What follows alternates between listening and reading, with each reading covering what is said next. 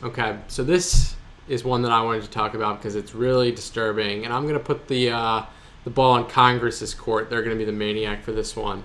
It's a growing public health threat that Congress is not doing anything about, and I think there's a lot of money behind the food industry.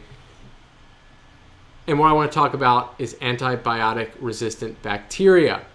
So every recent legislative attempt to stem the use of antibiotics in animals has been blocked by the farm and pharmaceutical industries.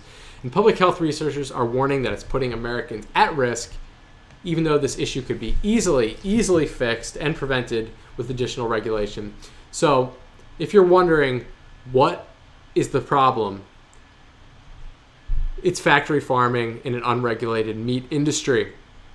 So these factory farms squeeze incredibly large numbers of pigs, of cows, of chickens into these really tight quarters.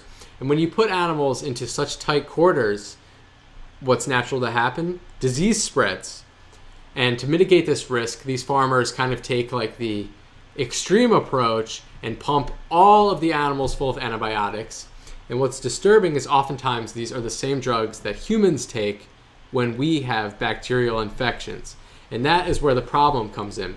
So as these diseases that the livestock are getting and the bacteria mutate, they become antibiotic resistant. Well, no, I know his sister's a nurse. Clearly, he doesn't understand the science behind this. So there's a genetic mutation that happens to the bacterial cells as they adapt to. Is that what I said? Yeah, but you didn't use the right verbiage. Okay, fair. They evolve or they adapt to the antibiotics, and they work themselves and they work their way around it. It's the same goes for even if you think about our bodies and how we sort of adapt to winter. And at the beginning of winter, everything is really cold, and then eventually. Yep, got it. All right, so we're running up on the break, but let's continue this conversation in the comments section.